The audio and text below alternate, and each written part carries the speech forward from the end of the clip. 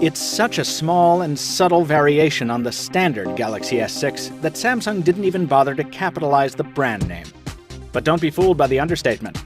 As with other bold devices from our recent history, it's surprising what a little curve can do.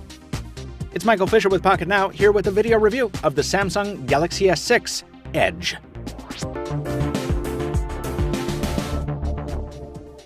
If you can't immediately tell the difference between the S6 and S6 Edge, that's understandable. We've even used video of the two interchangeably in our Samsung coverage thus far. But just as you don't fully understand the standard S6 until you pick it up, it also takes holding the Edge to really get it. Unlike the asymmetric Galaxy Note Edge, which preceded it, I didn't find the S6 Edge awkward to hold.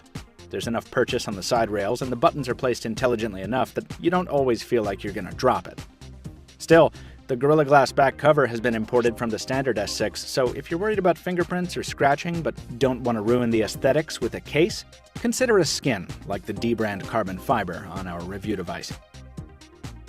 It took 800-degree temperatures in a process called 3D thermal forming to give the S6 Edge the curved cover glass that gives it its name, and the effect is gorgeous. Even as a pretty straightforward cosmetic play, the design is delightful, giving the display an infinity pool effect and making the phone quite striking from almost any angle.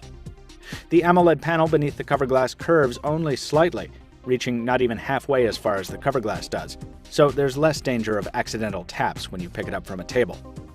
And the screen itself is just as brilliant, saturated, and pixel-packed as its counterpart on the standard S6, with custom display modes and saturation settings, and a brightness spectrum capable of adapting to almost any lighting condition you're likely to find yourself in. In use, the screen's curve does have minor drawbacks. Light behaves differently at the bend, so both reflected light from outside and pixel light from inside produce distortion and color deviance at the sides. The edges of words sometimes bleed off the sides when you're reading, and so does the board in games like Words with Friends, which can be a little distracting. But on the other hand, scrolling web pages or social streams is a little handier with the added purchase of the side screen. Your thumb doesn't get in the way of the text as you surf, which is nice. Samsung should make a bigger deal out of this.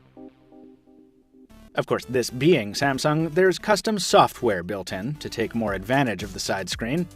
By now you've heard of the People Edge function that lets you assign commonly called contacts to a persistent dock. It's cool, but I'm not convinced it's faster than finding them the old-fashioned way. Then there's the color-coded caller ID that flashes custom colors on the side rails when one of those important people is trying to reach you.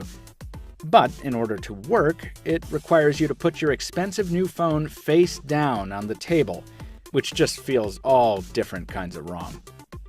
More useful are the information stream and night clock functions, which display things like the time, news headlines, trending Twitter searches, stock prices, and notifications when the screen is off. Unfortunately, it's not very well thought out. Rather than showing full headlines and continuously scrolling, the news ticker pauses every few seconds to show you a partial headline. You need to tap on it and then unlock the phone to see what it's actually about. And if you're in a bright room, the glare on the curved glass usually falls right across the very words you're trying to read.